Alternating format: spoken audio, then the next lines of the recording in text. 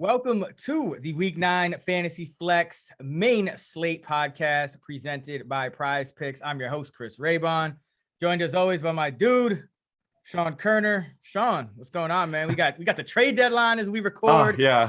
I mean, we got all types of news going on, some tragic news with Henry Ruggs, and he's probably going to be out a while. So how are you doing? How are you navigating all this? Yeah, so I already have way too many tabs open, but I have an extra tab open for any, trade news that we can react live on air. But yeah, been a rough 24 hours. I'm still tilting over my Darrell Williams over 14.5 rush attempts because I nailed the team projection, but I didn't allocate 50% of the rushing attempts going to Derek Gore. And I'm also mad because, we were joking about like Michael Burton and, the Alex Armaz of the world. And I almost threw out Derek Gore as the vulture of the slate. So I'm also mad about that. I wouldn't say mad. I would say depressed that two of my favorite players are out for the season, and Derrick Henry and Jameis Winston. It's such a shame to see them both, I think Derrick Henry's probably done for the season. Jameis is absolutely done. Those are two of my favorite players. So it's always depressing when players go down, but especially players that I just love. And those two guys are some of my favorites. So just a bad week in terms of just injury news all around. Yeah, man, that was a wild game. I mean, the Chiefs, real quick, just like, what do you think of that offense though? Cause like, I'm looking at this game and remember we talked about it and I'm like, maybe we play the Giants defense cause something still ain't right. And I don't know if they did much of anything fantasy wise. I don't think they did, but this Chiefs offense just doesn't look right.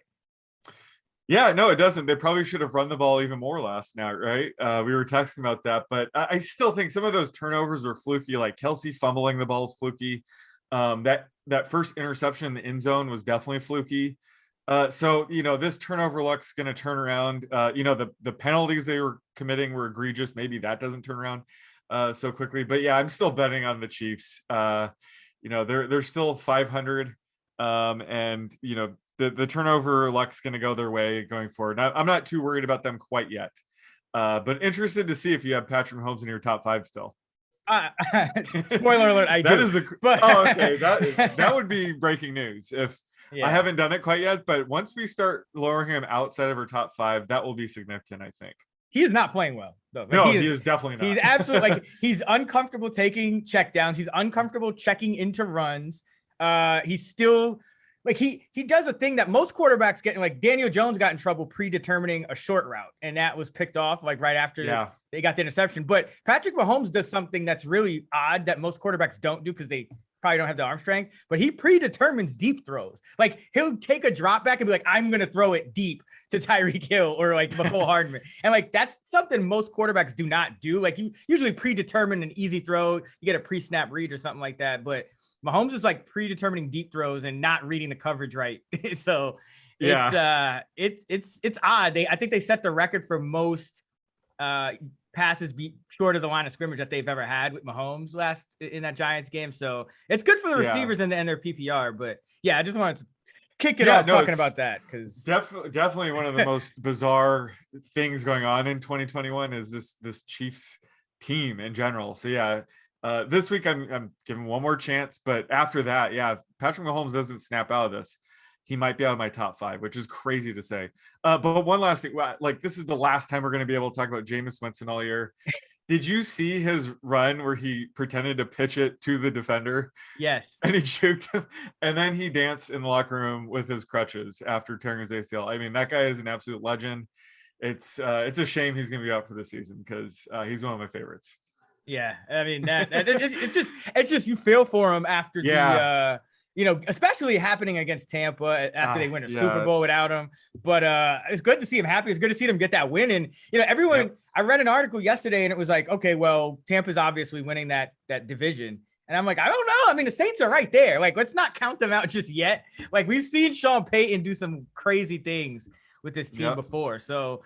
I mean, the Saints, if anyone said the Saints are going to be what are they 5-2 now? Yeah. Like, crazy. Right there with the Bucks. I think no one would have believed it to start the year, but this, these coaches, there's a few of them in this league that they just tend to get it done. And Sean Payton's one of them. So we'll talk about that quarterback situation, but let's get into the Thursday night showdown.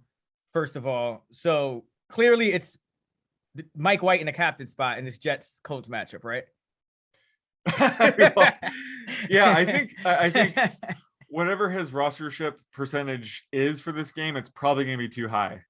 So I think one of the easiest decisions to make here is fading Mike White. So yeah, I'm going to go with that. So he is not going to be in my captain slot. Mike White or Carson Wentz this week? That is a tough call. Like raw projection. Raw projection. I think, oh man, yeah. That's, you don't lose points for throwing interceptions that lose the game. I think, Wentz is going to be handing it off to Jonathan Taylor quite a bit. So I think his ceiling's pretty lower, but I do think Michael Pittman's a good play. But yeah, I think fading quarterback in this matchup is probably the smart play. I like Taylor. I like Taylor in the captain spot. The Jets are allowing the 4th most schedule adjusted receiving yards to opposing running backs. And they're also 23rd in run defense DVOA. The Jets are bad against the pass too, but one thing I did notice was they're playing well against number 1 wide receivers. And so the only other guy in this offense that really makes noise on a week-to-week basis is Michael Pittman Jr. The Jets are allowing just 37 yards per game schedule adjusted to number 1 wide receivers. That is best in the league on defense. So if Pittman doesn't have a big game, you just have to look at Taylor and say he's going to carry the load here. It's Thursday, short week, usually ugly kind of games in this spot. They're going to be more aware of this Mike White situation and probably dare the Jets to run. So it might be an under type of situation. So yeah, this is just a Jonathan Taylor and then there's everyone else kind of situation. Yep. Yeah, I think, for the captain slot, I do prefer receivers when I can. So I think Pittman makes sense if you want to pivot off Taylor. I think Taylor's got to be the highest rostered captain, which makes total sense. I mean, this is a smash spot for him. It would not surprise me if he just goes off here, but just if you're looking for some leverage, I think, if anything, I might go Pittman in the captain slot. So you're not scared at all of because this is one of those defenses that they just seem to scheme to take away these top receivers. Like they're also allowing the fewest schedule adjusted targets per game to number 1 receivers, which is interesting.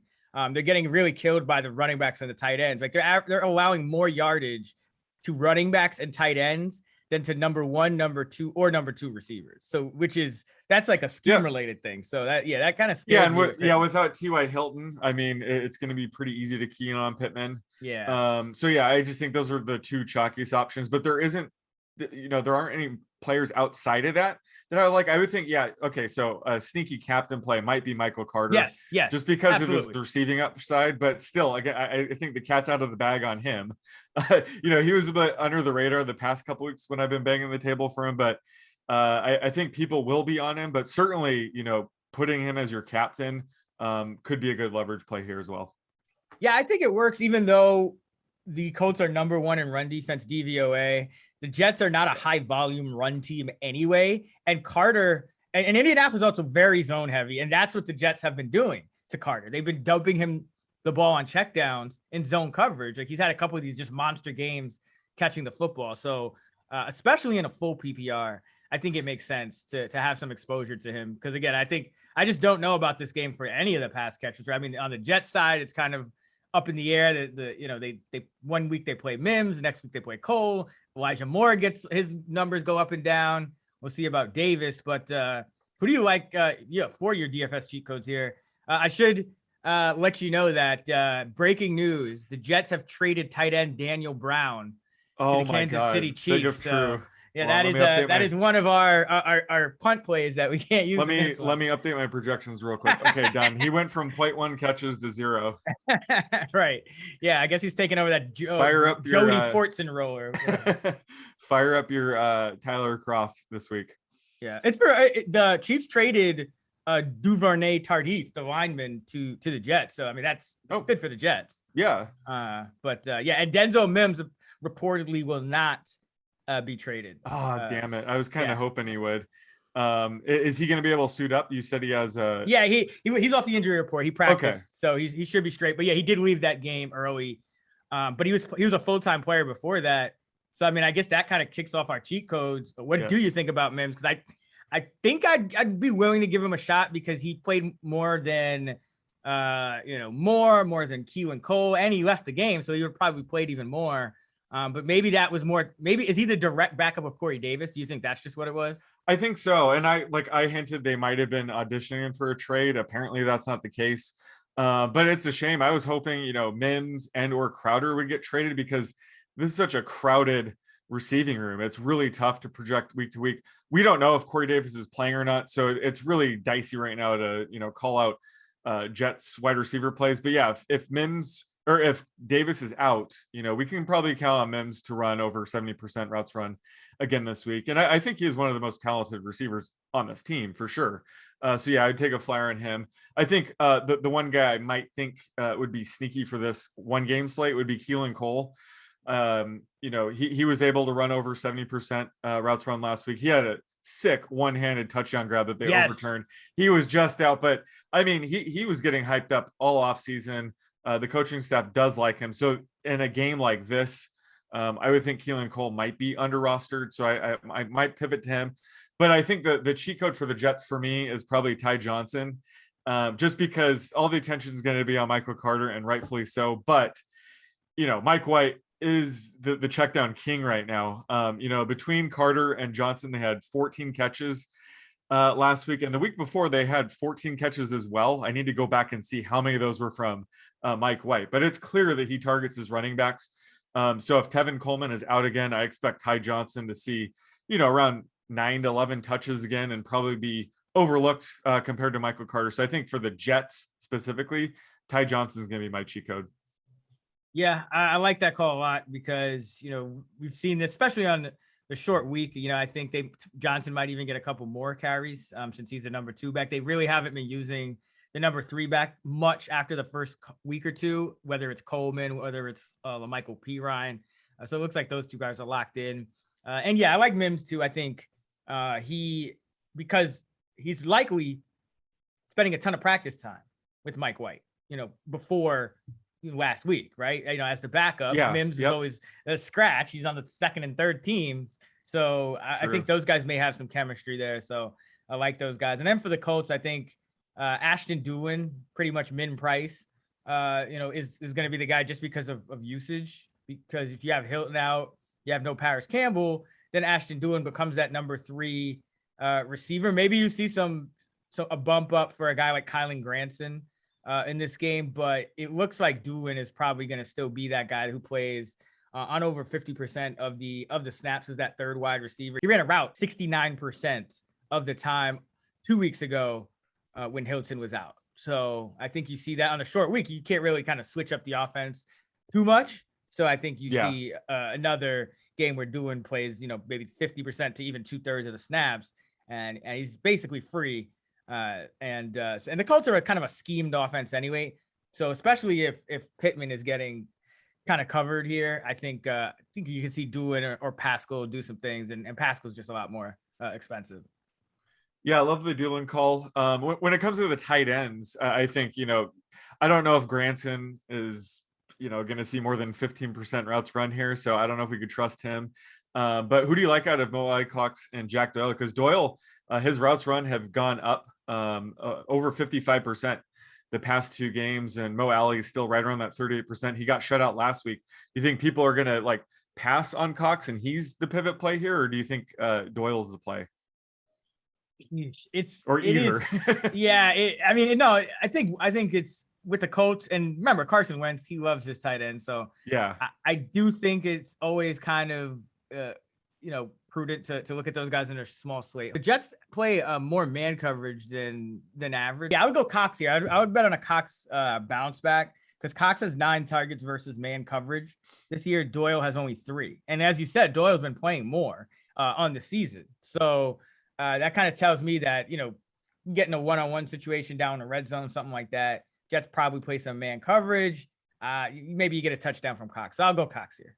That's what I was thinking. His touchdown upside is too good. Doyle got the touchdown last week, but Mo Alley-Cox, he's a beast. He's 6'5", 270. So I still think he's Wentz's preferred red zone target. So yeah, for me, I'm going with Cox as well. I think especially after a game where he gets shut out, his rostership's going to be a bit too low here. All right, let's get into quarterbacks for week 9. Who is your top 5 heading into the week? So I got Josh Allen, Lamar Jackson, Patrick Mahomes still in the top 5. And then I have Stafford and Jalen Hurts. Yeah, I have Allen, Jackson, Mahomes, Hurts, and Stafford. And if Dak plays, he could push the Hurts and Stafford, who are pretty much tied for me. He might end up 5th over those guys. But yeah, right now I have Hurts and Stafford in there as well. Let's talk about some cheat codes then. Who do you like this week in DFS? All right, so my top plays this week, I think, looking at the expensive guys, I think Lamar Jackson makes the most sense. He's coming off a bye, so his rostership should be in check. But these other guys, I have concerns about all these other top guys. Josh Allen's upside might be capped a bit. If the Jaguars can't put up any points, why would they keep throwing the ball in the second half? Can we even trust Patrick Mahomes right now? That's a fair question. And Kyler Murray may not play, but even if he does, this ankle injury could limit not only his rushing upside, but, his whole game is based on his mobility. So I think he could struggle even if he does suit up. So Lamar Jackson's just the guy I'm targeting at the top right now. And then, the cheaper guys, I think Taysom Hill, we need to see what Sean Payton does or if he even tips his hand a bit here, but he could end up sticking with Trevor Siemian after he did lead him to win against Tampa Bay last week. But if he announces Taysom Hill is the starting quarterback, I would love him at 5,500.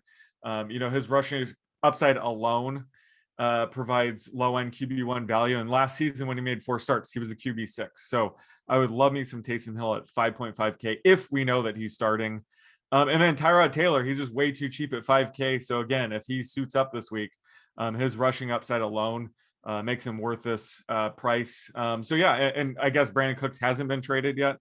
So that this is a caveat. If Brandon Cooks gets traded, I will not be targeting Tyrod Taylor, but assuming Cooks is still on the team, I would love Tyrod Taylor at 5K this week. Yeah, I like Tyrod if he plays. I think, Taysom obviously, but I actually think they might stick with Trevor Siemian just because that offense was kind of built around Jameis. And I think Simeon's more of a 1-for-1 replacement. But we'll see. Cause also Taysom, we don't know when he's going to be able to practice. And that's really the issue. If you can't practice the full week, and I guess we'll know that by tomorrow, but if he can't practice the full week, I doubt they start him. If he practices only like 1 or 2 days. if it's Sunday morning, they have announced Trevor Siemian as the starting quarterback. I want nothing to do with Taysom Hill, obviously. But yeah, that's true. He hasn't even cleared the concussion protocol yet, or he just hasn't been able to practice. So yeah, that's another concern with him for sure. For me, I like Jalen Hurts. I'm going to keep going back to Jalen Hurts. I know he had a bad game, but the Eagles scored 44 points. That was more of like variance. The running backs got all the touchdowns in this game, and they played against Detroit. But in all the other games, Hurts had 20 or more fantasy points. His price came down as a result of the touchdown variance, which is always better than his price coming down because he absolutely sucked. So, I'm going Jalen Hurts here. I think he is, you got to continue to lock him in here in cash games. He's the top 5. Every week we talk about our top 5 and he's in there. So continuing to play him. Tua Tagovailoa, if he's still on the Dolphins. I mean, whichever team he's on in this game, he's going to be on one or the other. It doesn't look like he's going to use. Would you trust him if he gets traded to the Texans this week? If he had Brandon Cooks, sure. I mean, Dolphins, I have like almost as little respect for the Dolphins defense. Just a few games of practice. Yeah. Few games of practice, you wouldn't. I mean, I would take a flyer on him. I mean, against his former team, revenge game. Like, that'd be awesome. Yeah. And he's playing well. I mean, he's playing well against, bad defenses. So, but this is a bad defense. We got to assume he's still in Miami. So right now he is my QB9 on the week. Love to this week against Houston. And finally, Daniel Jones. Daniel Jones should have somebody catching the ball. I think Tony escaped. I know his hand got stepped on. Seems like he gets hurt in some ridiculous way in every game. Yeah. But I think he should be out there. Shepard, we have to see. Maybe he gets Galladay and or Barkley back. He'll still have Slayton. Looks like Dante Pettis got hurt, but they still have John Ross to run some deep routes. So they have enough there for me to go back to trusting Daniel Jones in these kind of spots. Vegas, very easy defense to kind of prepare for. Just mostly you're going to get cover 3. I think they're top 3 in zone coverage rate. So not one of those matchups where I think Daniel Jones is going to be overthinking it. I think he's kind of going to be able to just drop back, throw the football, get some easy completions in the zone. and run the ball some. So like Daniel Jones as well this week. So Hurts, Tua, and Jones for me. Yeah. So how concerned are you at all about Gardner Minshew possibly replacing it Hurts? Probably not this week, but just in terms of season long, do you think Jalen Hurts is probably a sell high right now? Nah, absolutely not. You think they're just going to roll with him all season? He's a top 5 quarterback. Well, I know in fantasy. I'm just saying, the Eagles down the road may swap out for Gardner Minshew. That's just the rumor. So you're not worried about it at all. Yeah, I mean, it's Gardner Minshew. If that happens, you eat that. But I'm not trading a top 6. I think he's QB 6 overall.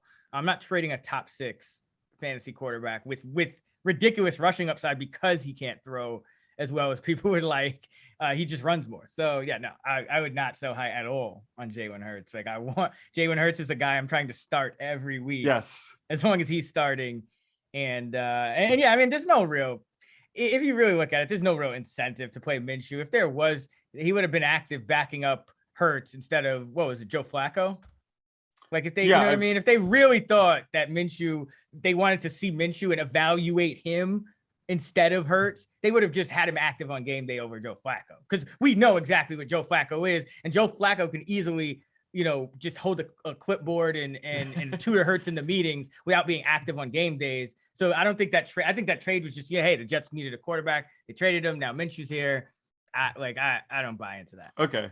Well, that was a personal question because I have Hurts in every single league. Yeah, so roll with it, man. We've seen weirder things happen. We've seen weirder things happen. I'm rolling with it. I just never trust the Eagles. So well, just if you're in any week 18 fantasy leagues, just remember that they did bench him last year to get a better draft pick. So that's when you got to start worrying. If you get to late in the season, maybe and they're tanking, maybe then. But right now, I think you keep playing them in DFS. You keep starting. You just want them I would buy him. Honestly, if somebody's scared off by that game or that news, I would buy Hurts. I would just give me Hurts. All right. What's the prop for quarterbacks? So we're going Justin Fields rushing yards.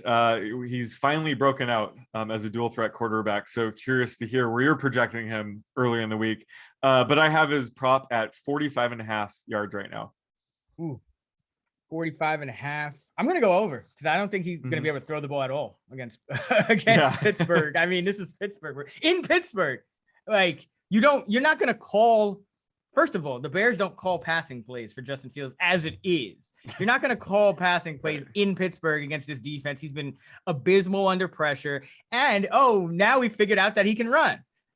So, yeah, I think you got to go over this. I know this is kind of what we were hoping for a while. And you kind of pointed out that, hey, he hasn't been running, so we can't rank him that high.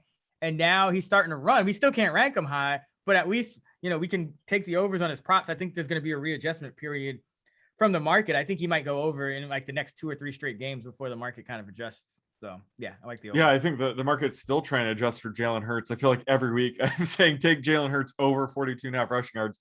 So yeah, if we see Justin Fields with his prop anything under 40, I'm smashing the over as well.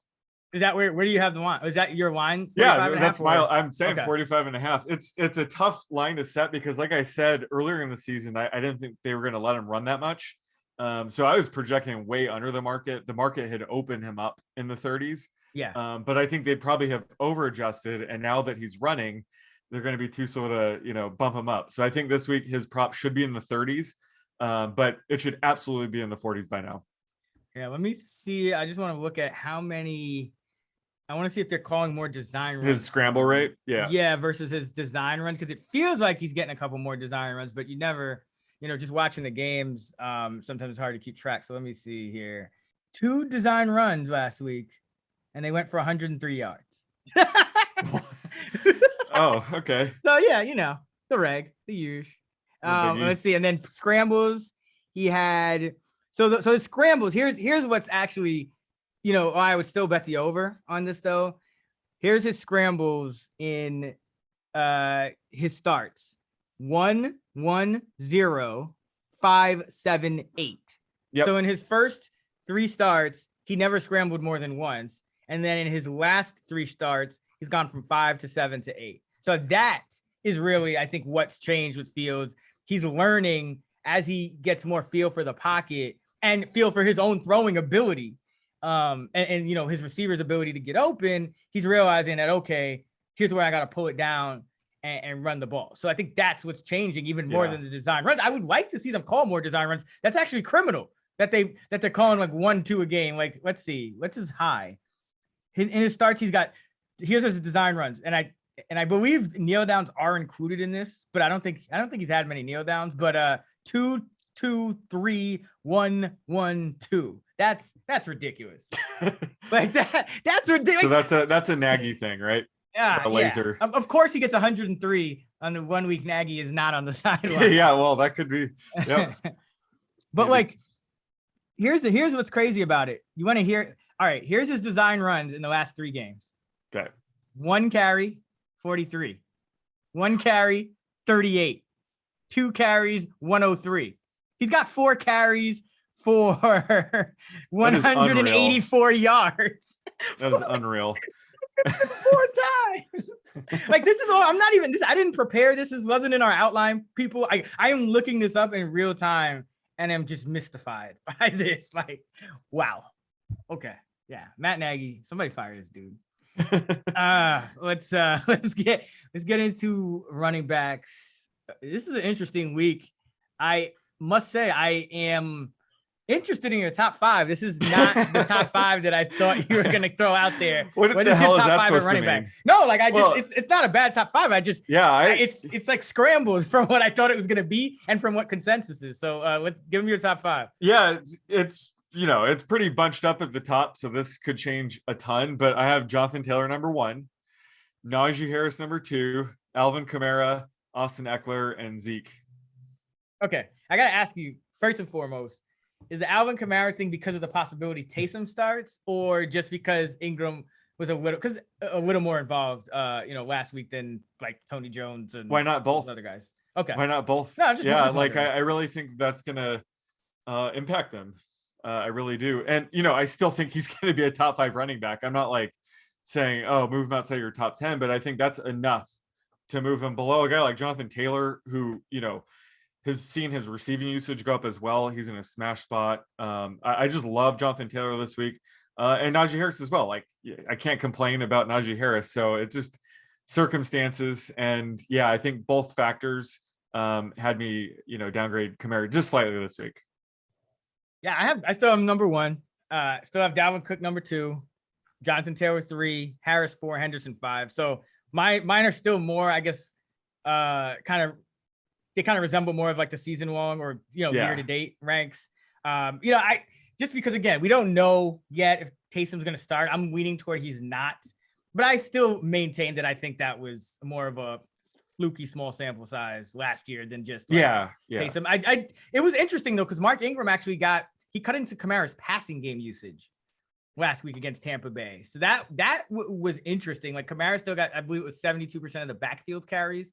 So that's kind of where he's been at, in the 70s or 80s in terms of percentage, but his routes run went down to 47%, which was a little bit odd. So I think that kind of rebounds, they kind of do this from week to week, but I'm still going Kamara, Cook 1, 2 until further notice, but I do love Taylor. I have him 3rd. I still think Darrell Henderson gets underrated each and every week. Yes. This guy is, the thing about Sean McVay, he just doesn't play other guys, right? Like, it's like Deshaun Jackson was the 4th receiver. Sean McVay loves to scheme up all these exotic pass concepts, and he still couldn't even get on the field. So it's like McVay plays his starting skill guys on offense, and that's pretty much that. So still rolling with Darrell Henderson in this matchup against this Tennessee team that now can't just run down the clock and play keep away as well as they could before. So love Henderson this week. Where are we going for our cheat codes? So for the more expensive guys this week, I like Zeke at 7K and Nick Chubb, my boy, at 6.7K. But I think, Zeke, he struggled last week without Dak. We saw that almost all of last year. So he should get an upgrade with Dak expected back this week. So love Zeke at that price. Nick Chubb, he was a bit disappointing last week. Who knows if he was a bit rusty or maybe not 100% after being out for a couple games. But there's no Kareem Hunt. So, this is his backfield. Dearness Johnson did chip in a bit, but, his usage was much lower than what we'd see from a Kareem Hunt. So I think Nick Chubb gets going this week.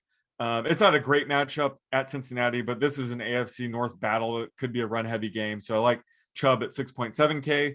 And then some of the running backs that could be in very positive game scripts, like Zach Moss. Love him this week at 5.3K against the Jaguars. He's too cheap for this matchup. The Bills could lean on Moss heavily in the second half once this game's out of hand. He's a good bet for 2 touchdowns this game. His receiving usage has gone up significantly the past 4 games. He's led Devin Singletary in routes run each of the last 4 games, and he's averaged 3.7 receptions a game over the past 4 games. So love Zach Moss here. And then both Dolphins running backs against the Texans this week. They're going to have a rare positive game script where they can be a little bit more run heavy.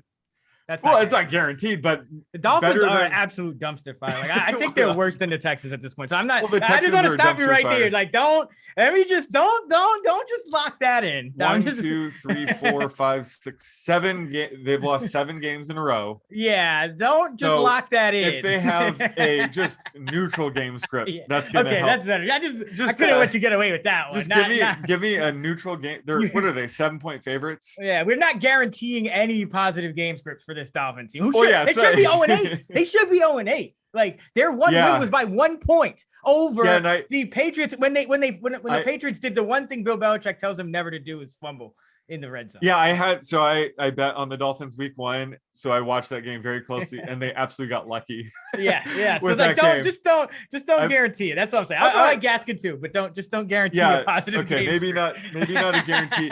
I'll guarantee at least a neutral game. Okay. So I think Gaskin and Ahmed are in play because also Malcolm Brown is out, so that helps clear up the confusion around the Dolphins running backs. So I think Ahmed could be an interesting play at 4K if he's going to be low rostered. So so I guess it's crazy to think that the Dolphins will be in a neutral game script this week, but here we are. Yeah, I mean, and they were in a neutral game script for at least some of the time against the Falcons in that game. So like they can do it against these like shaky teams, but you never know with this team like this.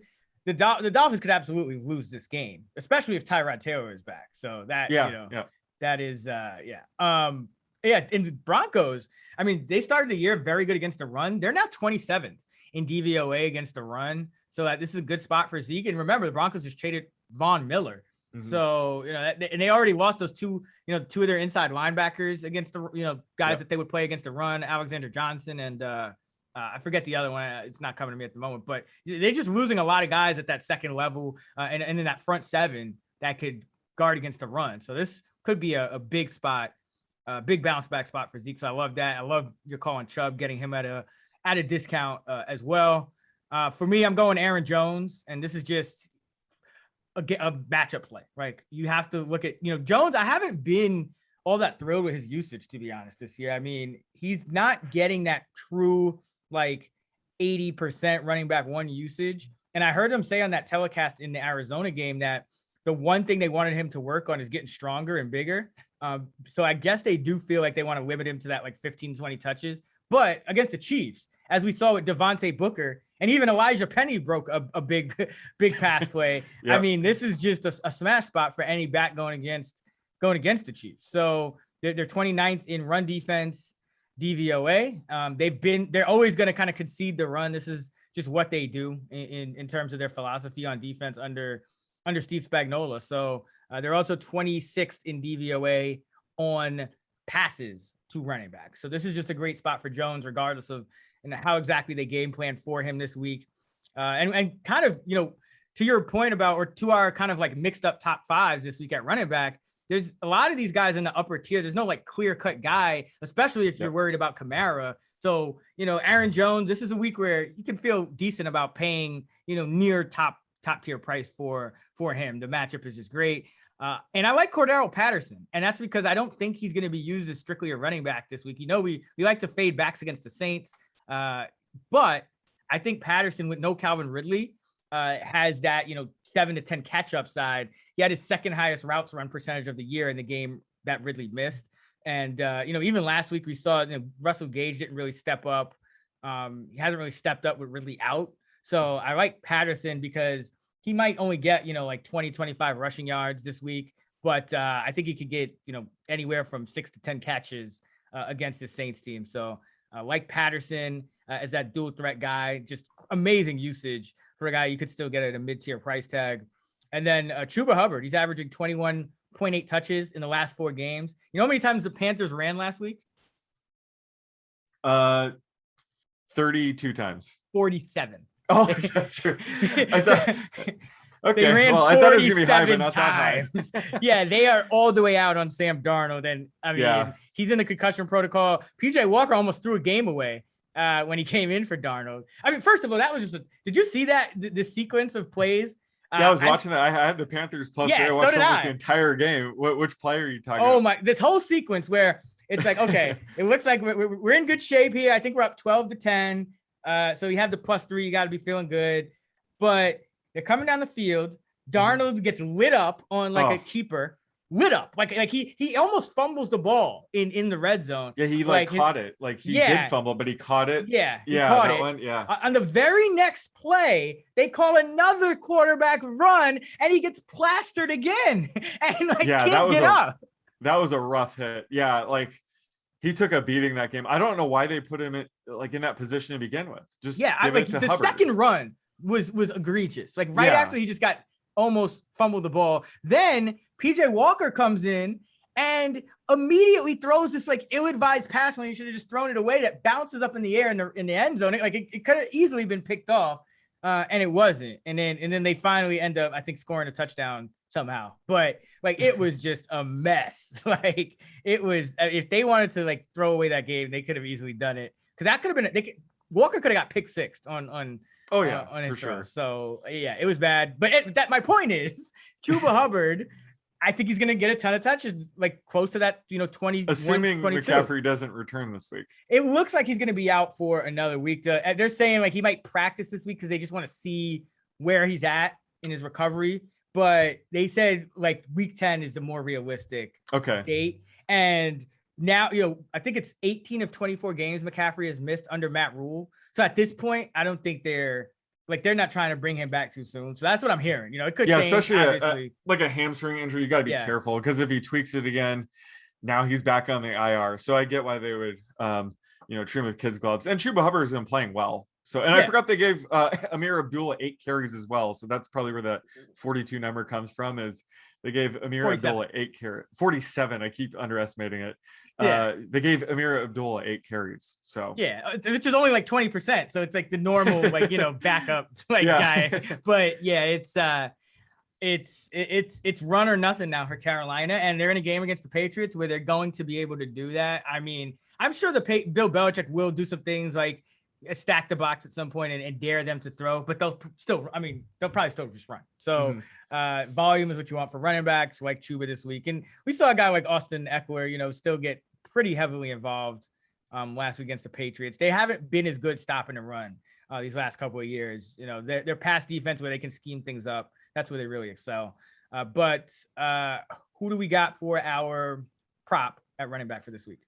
So obviously we're going with Adrian Peterson, total rushing yards, assuming he gets called up and plays this week, right? So I have his line set at 49.5 rushing yards. You going over under that based on the limited information we have on Tuesday so far? I will go. Ooh, that's a good line. I'll go under. I'll play the game script. I'll play the game script. I'm actually, no, I'll take that back. I'm going to go over, because I think it's a good line if you're having a debate like this. So yeah. No, I think I'm going to go over because I'm looking at my numbers, and I don't know that the Titans completely abandon their run heaviness. Against the Rams, I still think you want to try to run the ball. The Rams kind of invite you to run. So I think Peterson could get 15 carries for 55 yards or something like that.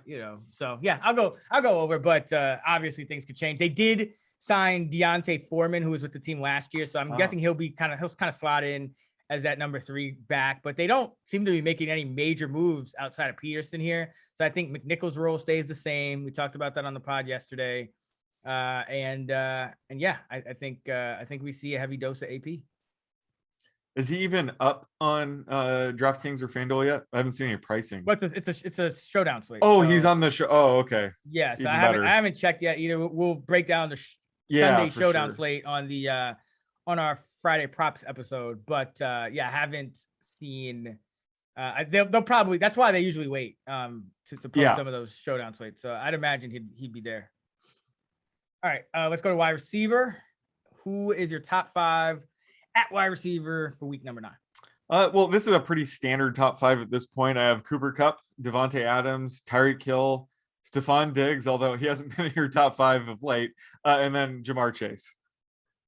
So I gotta, like, earlier in the year, you told me to I don't know, did you say slap you? I don't know what you told me to do every time you didn't have Cooper Kupp in your top 5. I know where this is going. Yeah, so I'm gonna have to institute that same rule for Deebo Samuel. Where is Deebo Samuel? Why is he not in your top 5? Like 6. Like he's always just on the cusp. What does he have to do? Like, what else does he have to do? I probably nothing at this point. He probably does deserve to be the top 5, right? Yeah, he is right there. Yeah, I have him 4th. Yeah, and he, you know, if Devontae Adams is like any bit of questionable, I mean, he's probably going to move to 3rd, right, behind only Kupp and Hill. You know what it is? So you know, George Kittle's expected to be back, so that might be why he's 0.3 away from the top 5. But it's so close. But I think it has to be George Kittle returning. Yeah, is why he's not in my top 5. If I had any legit reason, that's it. But I appreciate your concern and, you know, slapping me in the face over this, because Deebo is one of those guys where it's just like you just have to rank him in the top 5 at this point. Yeah, I'm going Kupp, Hill, Adams, Samuel, and Jamar Chase here. Stephon Diggs is like right there as well. This is a good week for him, but he's still not running as many routes as last year.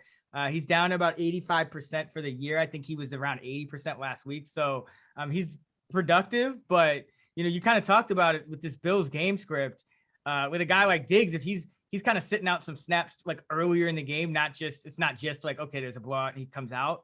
You know, that's a little bit of an issue just for his top 5 status. I still have him 6. Maybe he ends up in the top 5, you know, throughout the week. But yeah, that's the only reason I have Diggs a tiny bit lower.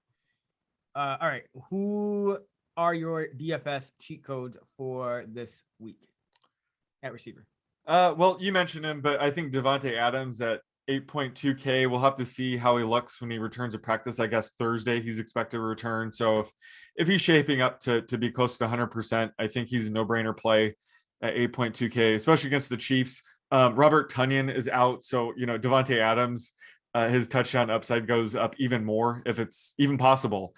Plus, you know, there's a lot of good cheap options at running back this week. I think I'm spending up at receiver regardless. So I like Adams. You know, T. Higgins seems to be stuck on 5,300, so I'm going to keep playing him until his price goes up. But he had another ho-hum, like 4 catch for 97 yards game last week, but no touchdowns. You know, he hasn't scored since week 2. Those touchdowns are coming, and you know, Jamar Chase getting all the attention, and rightfully so.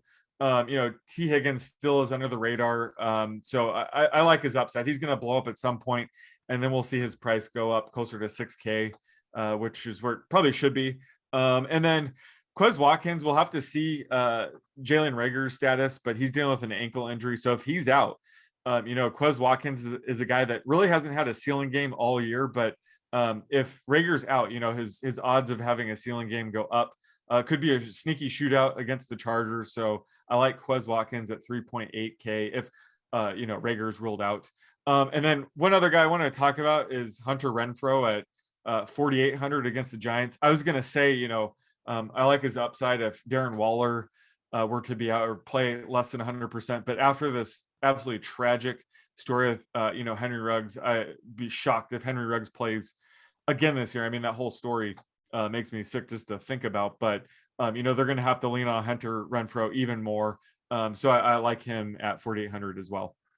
Yeah, and for those who haven't been caught up on the news, it was reported that Henry Ruggs received a DUI for a death in a car accident. So apparently he was behind a wheel, hit another car. That's what's being reported anyway. And it looks like he's going to be charged. And unfortunately, you know, somebody passed away. You know, our thoughts are with their family, and yeah, it's just a bad situation. But yeah, that would look like that he would kind of end up maybe on the commissioner's exempt list or something. So yeah, this regardless of Waller's status, and he's, you know, I don't know if he's a lock to play at this point. I mean, they're coming off a bye, so they'll probably keep it close to the vest. He was a late addition to the injury report and then didn't play last week. So that you never know, because, you don't know how bad he hurt it in I guess, practice. So we'll see about that. But yeah, I like Renfro. He's been a consistent guy pretty much all year for the Raiders, regardless of the situation. I'll start off, with Jamar Chase for my cheat code. Cleveland is 29th in DVOA against number one receivers and 30th in a schedule adjusted yards per game allowed to number one. So I like the, going in on this Bengals passing game here against the Browns. And I mean, this is probably, I was actually going to ask you this when we talked about the running back, because you mentioned Nick Chubb, and then we have Joe Mixon on the other side. We have Cincinnati at home. They're favored by only 3. I think the line moved from 2.5 to 3, but are you concerned at all about this game script for the Browns? I mean, they haven't really been able to even hit 20 points on offense these last few weeks. So, I mean, because if the Bengals control this game, that may be the only thing I'm worried about with their pass game here is just, they've been somewhat conservative when they control games. But how do you see this game playing out for the Browns and the Bengals? Yeah, if the Browns are trailing by 7 or more all game, that's not good for Nick Chubb, obviously. Yeah, or both of them, right? Nick Chubb and Nick Chubb. That's Dearness Johnson for people who missed out on my mishap back in week 6 or 7. But yeah, Baker Mayfield's playing through a torn labrum in his left shoulder. So he's always going to be at risk to re-injure that in game and possibly have to sit out. So, that's a concern. And yeah, just this is a game that could get out of hand where the Bengals lean on the run and Joe Mixon. So that's certainly a concern. And yeah, when we're talking about the spread, I think I do like Cincinnati -2.5. You got me excited when you said they were +2. Yeah, no, earlier, this seems like a sneaky game to take Cincinnati. And yeah, I think Joe Mixon could have a big game because this could end up being more of a positive game script than we're realizing right now. Yeah, so that's the only thing that, with going all in on like a Chase, Higgins, Burrow stack is just that. But I mean, it is still a close spread, so I wouldn't worry about it too much. Cleveland's been bad on pass defense. They've been bad against number one receivers. And my second one is going to be your boy. I think it's finally time to jump back on the Mike Williams train. Yes. This is the matchup. This is the matchup. This is the matchup.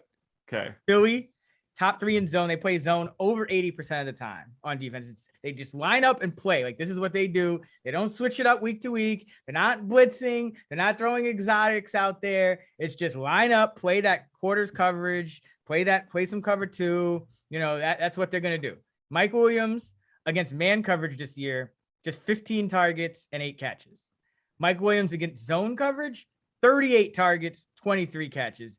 He's their guy against zone. Keenan Allen is their guy against man. That's why last week, it was more on Allen going against the Patriots, who, I mean, they played a little more zone than they usually do, but they're more of a man-heavy team. But this is, you can pretty much count on it. Just book it. Philadelphia is going to play zone 80 to 90% of the time in this spot. So this is a Mike Williams bounce back spot, a blow up spot, all that good stuff for him. Herbert, we're back on him after another bad game against Belichick, which I did call out earlier in the week. Yes. I was like, yo, this worries me a little bit, but Herbert's right there, almost close to my top 5 as well. So love the Herbert Williams stacks. Didn't mention Herbert earlier, but love Williams this week. I expect him to have a big bounce back here.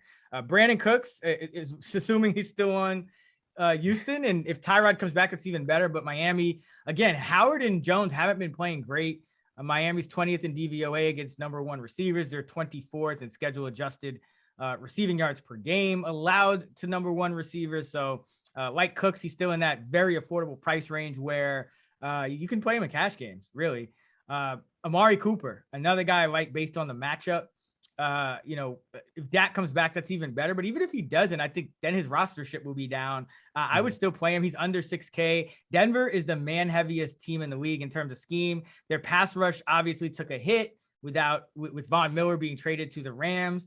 And you look at man coverage and who's kind of the guy that they go to, and it's Amari Cooper. He's got 21 targets against man coverage to just 14 for CeeDee Lamb. So Lamb leads the team in targets against zone coverage, but Denver is one of those teams that they play like 60% man. Like that's very rare in today's NFL. Like even most man heavy teams are still playing more zone than man, but not Denver. Denver plays more man than zone.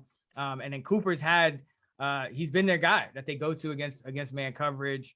He's got 4 touchdowns against man. So obviously Lamb is a good play too, but just for the value here, I love Cooper in this spot. Kadarius Toney's another one. There's a lot of receivers I like this week. Kadarius Toney. So I'm only going to give one tight end. So that's why I'm going in. Oh, okay. On receiver. Yeah. It's just only one tight end I love that you aren't going to talk about. But at wide receiver, there's a bunch of guys here. So wide receiver is always a position that, yes, it's key to getting right in these tournaments, especially. But Kadarius Toney, Vegas is another zone heavy team. They're second most zone coverage. Gus Bradley, cover 3. That's what they do. Kadarius Toney, leads the team in yardage versus zone coverage. And even with all these missed games and, starting the year with no role, he's got 242 yards. He's tied for the lead with 22 targets on the Giants against zone. He's caught 19 of the 22. So this is the kind of matchup where we should see Toney kind of bust out of the gate early. Like I wouldn't be surprised if he has another one of those like 3-catch opening drives again this week for the Giants. Jamal Agnew is another guy I'm going to keep playing as long as he's getting 8.3 targets, 5.7 catches, 52 yards, that's his averages over the last 3 games. And finally, Mecole Hardman. I think you go back to him. He's averaging 7.2 targets, 5.5 catches, 57 yards over the last 4 games. And I mentioned earlier, Patrick Mahomes throwing underneath at the highest rate he ever has in his career. Against the Giants, I think that's going to continue because that's one of the things that he pointed to himself as something that he needed to do more of. Throw underneath, take the check down, take the lower, the more high percentage completion. And Hardman's average up to target is still, under 10 yards. It's in the single digits. So I think he's going to continue catching 4, 5, 6 balls a game here, like he has been over this past month. So like Hardman as well. Nice. Love all these receivers. But I have one specific question for you in terms of projections. Are you starting to project passing attempts, yards, anything for Kadarius Toney? I don't usually do it for receivers, but I'm thinking of starting because there seems to be a few receivers that are getting them kind of like more than just like once a year. Like Jacoby Myers, like everyone on the Patriots, Kadarius Toney, Odell Beckham tends to get him and Landry tend to get a couple pass attempts. So it's something I might have to start doing. What about you? I probably wouldn't do it for a guy like Odell Beckham. But like I read that game where Toney played like 3 snaps and then he got pulled from the game because he got hurt. I read that they had, wildcat plays for him and he was expected to attempt a pass or 2. And I said last night, I wouldn't be surprised if he throws a touchdown to Sterling Shepard or something. It almost happened, but I'm wondering if they're going to start using Toney like for 1 to 2 pass attempts a game. I mean, why not? That's my point is his value is just, it's being held back right now because of all the injuries he's had, but he's going to erupt. I'm expecting a monster second half from him. So if you're in season long leagues, trade for him while you can. So I'm just thinking if I start projecting passing yards for him, he's going to be in my top 20 any week now. Yeah, he should absolutely buy low on him after that shaky game. Like this is, and especially because Sterling Shepard can't stay healthy. I mean, I know Tony's having these like freak injuries, but Shepard's having the soft tissue injuries, and that's a whole different story. So I love that call on Toney. I think you mentioned Jaylen Waddle, another guy. Like these rookies, second half of the year, and especially also watch for the guys coming out of buys over these next few weeks. You expect an uptick in usage, but Toney should be heavily involved going forward, and it should start this week. All right, what are we doing for our wide receiver prop? So let's go. This is the part of the Bengals-Browns game I didn't really hit on yet, but it's Odell Beckham. Under. And that's the thing is like, now I'm going to lower it just a little bit more. Sure. But under. How low should we be projecting him now? And what is going on? I mean, obviously he's hurt. I saw his father was talking shit about Baker on Twitter. Like, there was some rumors he might be traded.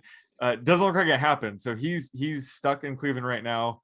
Do you sense like Baker forcing him the ball this week or like what's going on there? But I have his projection at 33.5 yards. Is that too low? Ooh, that is pretty. I mean, I have it around 40, so that's super low. Well, I had it at 37 and a half, but you scare me down. Yeah, that's about right. I mean, I'll go over just because that's like ridiculously low, and I think they may get behind against Cincinnati, as I alluded to. Yeah, that was my point as well. But yeah, but he's just not that good anymore. Like that's really what's going on with him. Like I think, like it's not. I don't think it's on Baker. Like Baker's rightly not forcing the ball to like a mediocre receiver. It's like, would you force the ball to Donovan Peoples-Jones? You know what I mean? Would you force the ball to Rashard Higgins? Like Beckham is not that much better than these guys anymore. Like he's good enough to start in this league, but he's not really making any of the special plays, right? He's not making the explosive plays.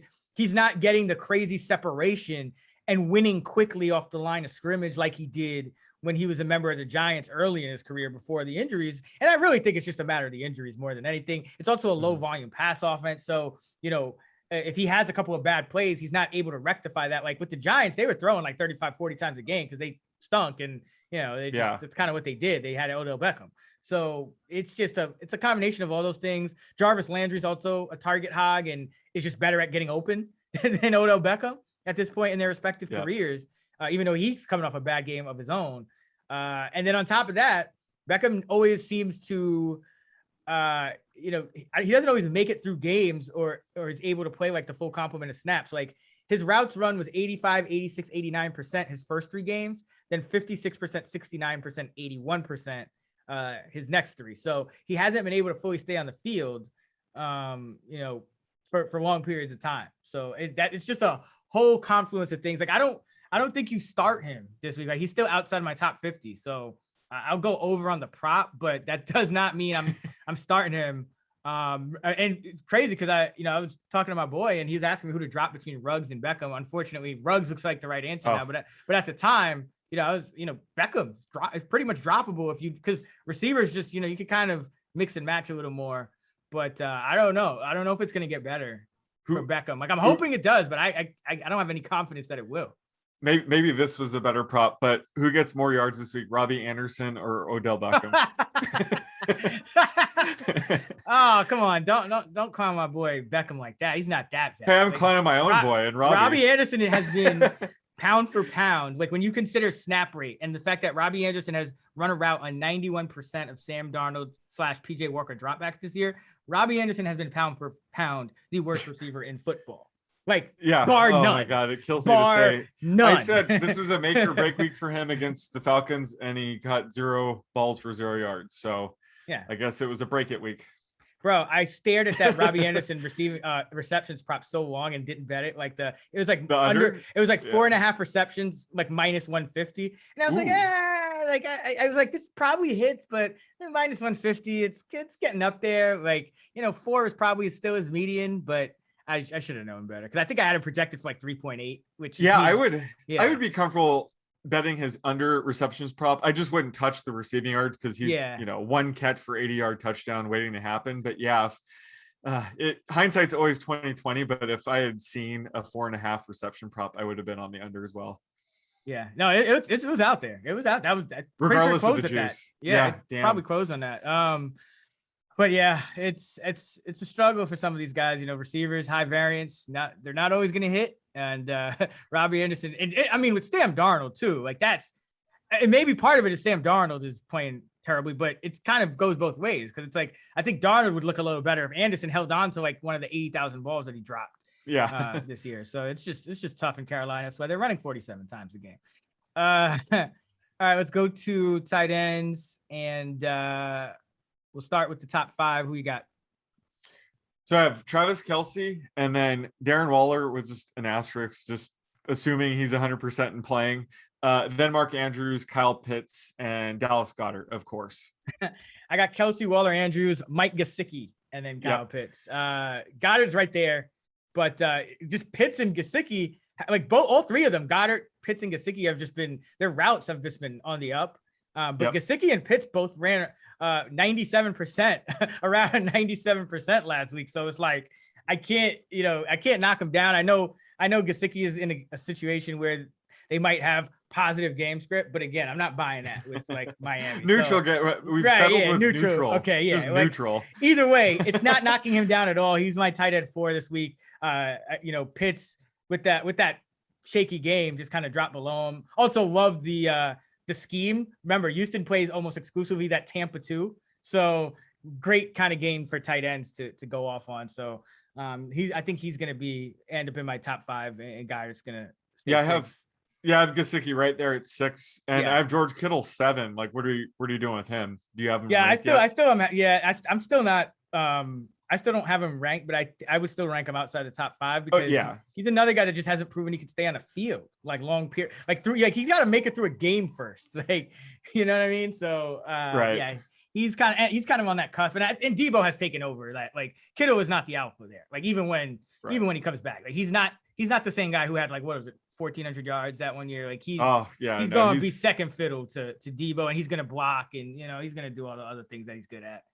So I just think even a limited Kittle is still a top 10 tight end. So I'm right there, but absolutely. We have to wait and see with him. But he's not just an automatic top 5 right now. That's for sure. Yeah. And it also depends on the what's going on with Kyler, because it changes the whole tenor of the game. Yes. If San Francisco doesn't have to deal with like a Kyler offense on the other side, then it's probably not a pass heavy game script, which means Debo just gets like 100 of their 150 yards. And that's that.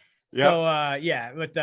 We'll see, obviously check our rankings at actionnetwork.com to see where we end up with on Kittle as the week progresses. But who are you going with for your DFS cheat codes?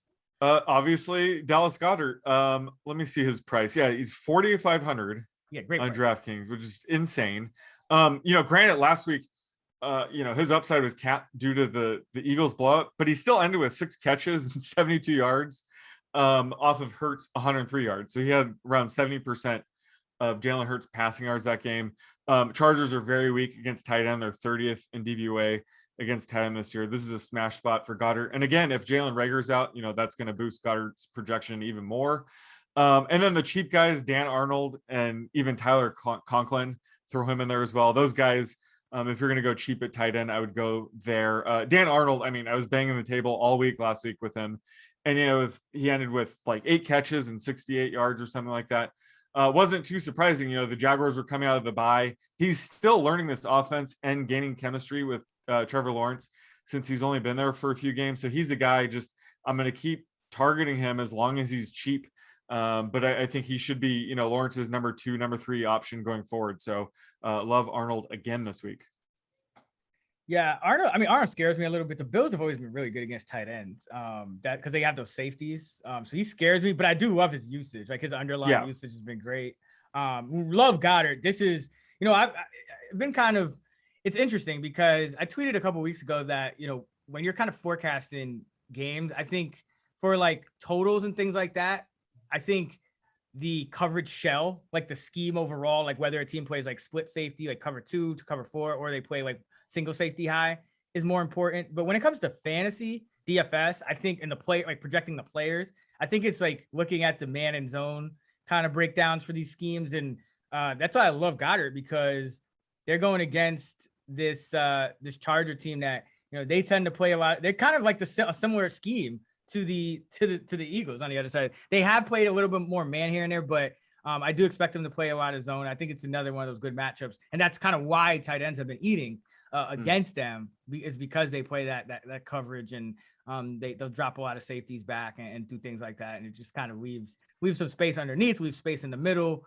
for the tight end to have success. So like Goddard a lot this week, and he's run 88% and then 84% of the routes per drop back over the since Zach Ertz got traded. So exactly what we wanted to see out of him. For me, it's just Mike Gesicki. Like that's just the guy. Like he went up to 98% routes run. I still have him projected for a season average, which is like in the mid 70s, high 70s. And he's still my tight end for.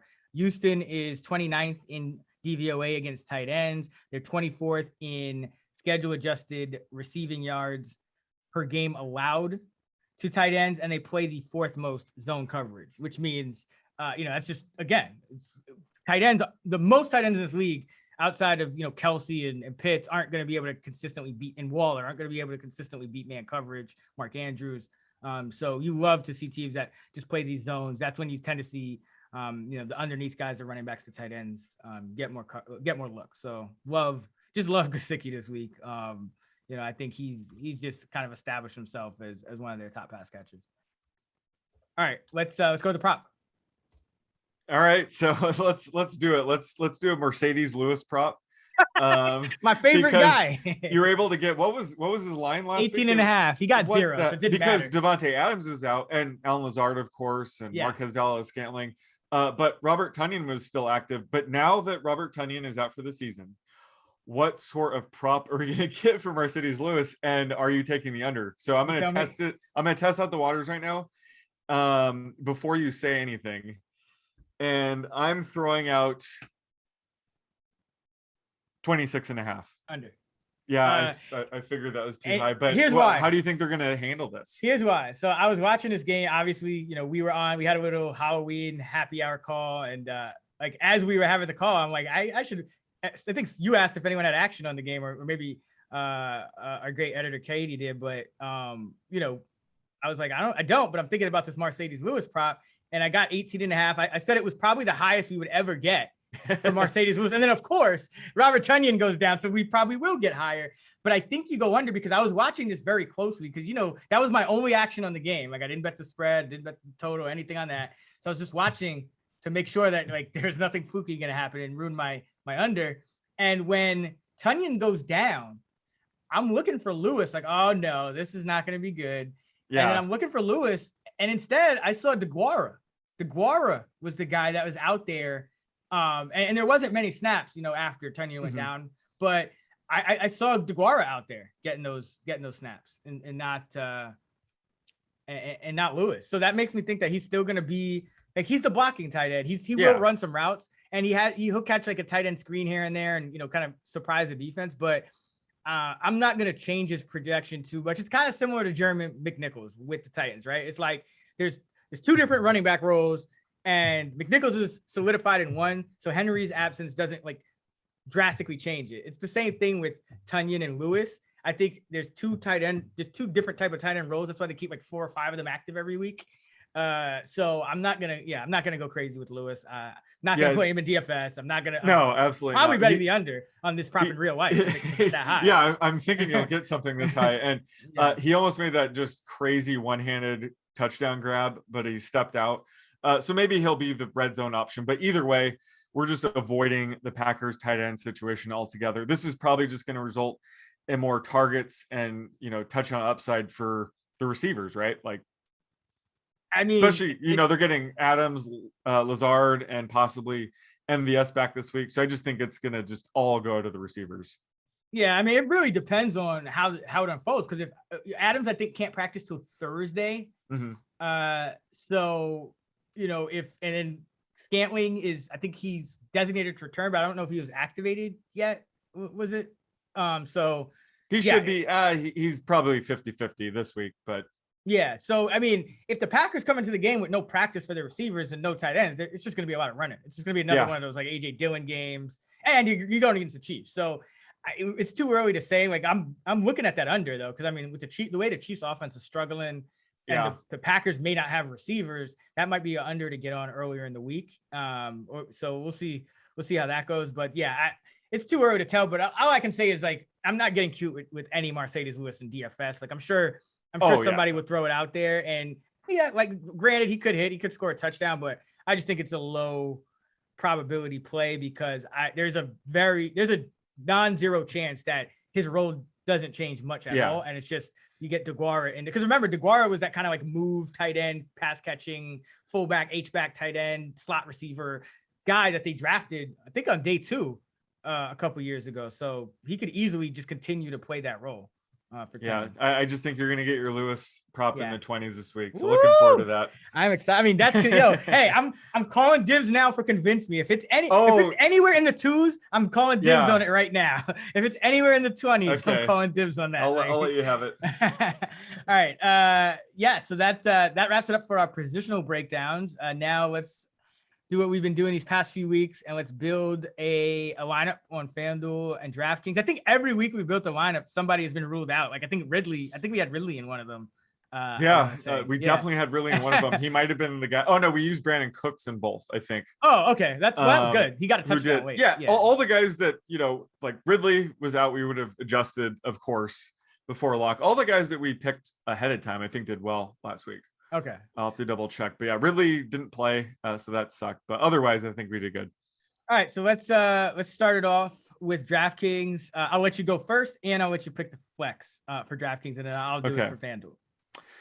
All right, let's see. So for quarterback, I'm going to hold off on QB for this. Oh yeah, you can start anyway. So I a lot of times I start my lineups with the defense just so I know how much salary I have left. Oh no, I'm going to start with the running back. Yeah. Okay. I mean, hey, don't go sexy. Fine, shoot yourself. Let's just based on the pricing on DK. Let's start with Zeke. Zeke, what is he? 7K. 7K flat. Yeah, it's a good price for Zeke. Again, Denver 27th in run defense DVOA, which is a big fall for them coming from where they went earlier in the year. All right, so let's see. We have Zeke in there. I am going to go and stack him with the Cowboys D, 3,300. Nice. Let's do it. I mean, this Bronco team, not in Mile High. I mean, they couldn't even put up points against Washington, which that's not good. So, and now I don't think they're going to be able to get off the field. So I think they're going to be put in some situations that they don't want to be in. And I still love this Cowboys defense. I mean, Trevon Diggs is due, right? He's due for an interception. Here. Yeah, technically. I think he got banged up, but yeah, if he's playing, he needs to get back on that streak, right? Yeah. So love that stack. All right. So we got Zeke at 7 and Cowboys at 3.3. We have 56.71 average remaining for 7 players. All right, I'm gonna just go with a no-brainer play at wide receiver right now, and that's Hunter Renfrow. You gotta lock him in there at 4,800. I'll go with I think he'll be a little bit contrarian just because of the kind of down week. So I'll go Mike Williams at 7,100. Oh yeah. Yep. Your boy. I know you can't complain about that. No, I'm not going to complain about that. We suspected that Belichick might be keying in on Mike Williams for that matchup. So I wonder if that's what happened because Eckler's banged up. And like I said, Keenan Allen's open on every play. I don't know how you could shut him down. So wasn't too surprised to see Mike Williams put up a dud. So hopefully he bounces back here. Let's go with the Chargers-Eagles stack then. Let's go with Jalen Hurts at quarterback. Again, not worried about Gardner Minshew at all yet. So I think Hurts, his rostership could be lower this week just based on the dud last week, but that was circumstantial. That, no way to see, all 3 Eagles running backs getting 10 plus carries. So I think Hurts is going to bounce back here with a big game. Yeah, he attempted 14 throws. It wasn't like, what I mean? It wasn't like he had 7.4 yards for an attempt. He was league average throwing the ball in that game. 7 runs, 71 yards. He just didn't need to do much. That's all. Yeah, this will be a perfect game script for him though, for sure. All right. Well, then I'm going to continue the theme of going with your boys, and I'm going to lock in Goddard at tight end at 4,500. So we got Hurts, Goddard, and we got Mike Williams coming back the other way. We also got a Zeke Cowboy stack, and then we got Renfrow. So we have 55.33 on average for a running back, a wide receiver, and a flex. Makes total sense. Like so far. So maybe I'm wondering if we put Tony in there for like a Renfrow Tony game stack. Yes. And just like we said, Tony's upside hasn't even been like tapped into quite yet. He's questionable. So this could be the guy that sits out this week and we have a 0, but we'll know by Sunday if he's playing or not. But like Tony at 5,200. All right. So we have 5,700 for a running back and a flex. I'll let you choose the flex. So I'll go running back. And I will go with another guy that I don't think ownership will be too high because of the matchup or perceived matchup against the Saints. And that's Cordero Patterson. So I'm expecting another big game from him. 6,300. That leaves you with 5,100 for the flex. Love it. So 5,100. Let's see what kind of guys we have at running back and receiver. So Landry, Callaway, Kenyon Drake, Jerry Judy, Tyler Boyd, Kenneth Gainwell, Carlos Hyde, Gesicki. I was looking at the double tight end. Yeah. And let's face it, Gesicki is a wide receiver at this point. Like, let's be real. But I'm just looking at, so I have him projected for about 11. So are there any So let's see. There was Javonte Williams is there. Mike Davis is there. I mean, yeah, you don't want to play him against the Saints. Can't trust Javonte in that matchup. Yeah. Plus, it looks like let me just double check. I think Garrett Bowles got hurt. He might be doubtful this week, so that's going to suck for. Normally, I'd be all over Javonte as an upside play, but I like the Gesicki call. 2 tight ends. When Gesicki's not really a tight end right now, he's basically a receiver. So, and we have 200 left over. I like that call. Yeah, and he's just a great value for 4,900 regardless of position. Exactly. So we got Jalen Hurts at 6,700 at quarterback against the Chargers. Ezekiel Elliott at 7K. Cordero Patterson at 6,300 at running back. We have Hunter Renfrow at 4,800. Mike Williams at 7,100. Kadarius Toney at 5,200 at wide receiver. Dallas Goedert is one of our tight ends at 4,500 against the Chargers, and Mike Gesicki as the other in the flex against Houston at 4,900. And then the Cowboys D stacked with Zeke at 3,300. 200 left over. Going to enter it right now. I like this lineup, actually. This is a lot of correlation. Got the contrarian pay up at wide receiver with Williams, so you're avoiding like all the chalk. 2 tight ends, very original lineup that way. Yep. Cowboys defense, a defense that people don't think of, when they're picking defenses. So this is. Yeah, and it looks like Diggs is probable. Like he avoided serious injury, so he should play. When do they get DeMarcus Lawrence back? Because this defense could be scary good once he comes back, right? I mean. Not close to returning. Oh shit. Okay. Yeah. Well, come playoff time, they'll have DeMarcus Lawrence. Yeah. Dallas's defense is 6th in DVOA heading after 8 weeks. So they are, and remember that's schedule adjusted. They are 7th against the pass, which is obviously important. 11th against the run, but overall, because defending the pass is more important. They're up to 6th in terms of overall. So, very, very good job by Dan Quinn this year. Yes. All right, let's go to FanDuel. And you go first. Yep. Let's see what we got here. I'm looking for it. So we'll try not to use the same guys twice. Well, I guess we can use one guy twice, but I try not to use any. But if we have to, I think the Cooks worked out. Yeah, Cooks worked out just fine last week. All right, so we'll go a different route in this one. And remember, I said another guy in the Cowboys I like was Cooper. So since we got the Cowboys run game stack in defense in the other lineup, let's go Amari at 6,900 for our first FanDuel play. Love it. And similar play off our other lineup. I'm gonna have to go with Justin Herbert here at quarterback. You mentioned him earlier, and I think he's gonna bounce back here. But look at his price on FanDuel. I mean, he's too cheap, and plenty of stacking options. If we don't want to use Mike Williams, what? No, we absolutely want to use Mike Williams. That's going to be our one guy then. He's got to be. He's got to be our one guy. Because, also, I think Herbert monster games just kind of correlate with Williams monster games, right? Yeah. That's kind of like Keenan Allen can get 8 catches for 70 yards, and that's not going to really impact Herbert one way or another. But if Mike Williams gets 8 for 123 and 2, that's when Herbert's going to really have his big game. If you were starting a franchise right now, would you rather have Justin Herbert or Patrick Mahomes? Patrick Mahomes. Okay. I still think Herbert is a little too hyped. Remember I said this earlier in the year, when people were taking him over Tom Brady, and I was just yeah.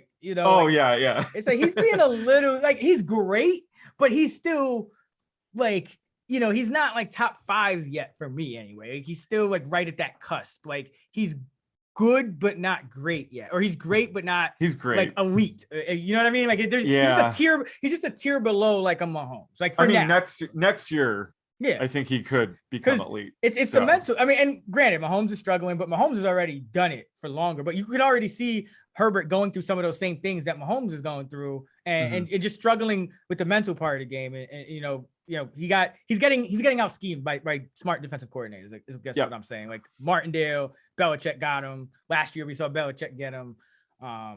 So we got Herbert, we got Cooper, we got Williams. We have 63, 67 average remaining for 6 players. All right. Well, I'm going with Zach Moss in this lineup. He's only 6K, and for a site like FanDuel that's half PPR. I know I said that Zach Moss's receiving usage has gone up, but he's certainly more of a half PPR kind of guy. So I like having Moss on FanDuel instead. Great matchup against the Jaguars too. Like, would not surprise me if he gets 2 touchdowns here. All right. We didn't take we didn't take Nick Chubb in the other one, right? No. All right. So I do think that even though Cleveland may struggle in this game, I think they're gonna go back to just giving like 20 carries to Chubb because they have to get back on track on offense. And now he's a week removed from the injury report. He's off the injury report. The Bengals are ranked last against running backs on FanDuel. So let's go with Nick Chubb here at 7,600. Love it. So I'll bite the bullet and I'll go with the defense here. Finally. Yeah, it's not good. I was thinking about taking the Bengals, but since we have Chubb, I'll pass on that. Okay. I kind of want to go Cowboys, but let's try to keep this lineup way different.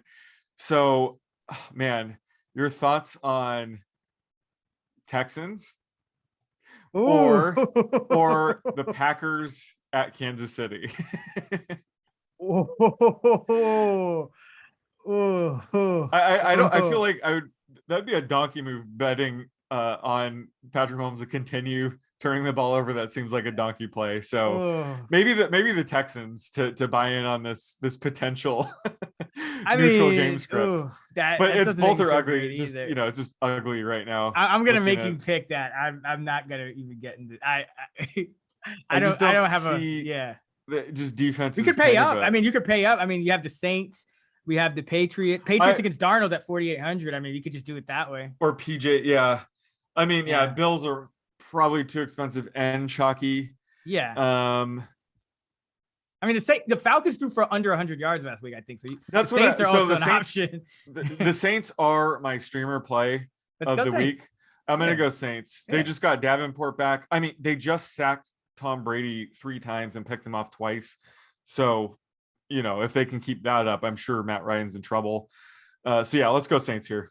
Yeah, I like this. I don't mind. This looks like a pay up week on FanDuel anyway. Yeah, that's looking at these defenses. Yeah, it's pretty rough this week. The Saints are 3rd in defensive DVOA. They are 5th against the pass and 2nd against the run. So that should get the job done. Yeah, and if it's Simeon or Taysom, I just think they're going to get even more conservative, lean on their defense even more, which they obviously can. Yeah, this Falcons offense without Ridley it worries me. I think outside of Patterson, but it's and Pitts, even Pitts got slowed down last guy. And the Saints play a ton of man, so they could do some things against Pitts. Like I'd worry about him. I know he's a receiver, but the Saints are number 2 in DVOA against tight ends. Like they have the players, whether on the back end to and they could put Lattimore on Pitts for all we know. Now that Ridley's out of the question, should. Yeah, they absolutely should.